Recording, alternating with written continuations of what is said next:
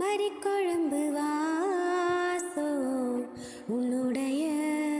பேரை சொல்லி தேசம் முழுதும் வீசோ கல்லு மேல செதுக்கி வச்ச கவிதை என்னும் நேசம் இப்பிறப்பும் தொடரும் இந்த பாசோ சோறு கொடி நீரும் வேணாமாமா உன்னை பார்த்தாலே ஆரும் பசியாரும் தானாச மொழி கேட்டாலே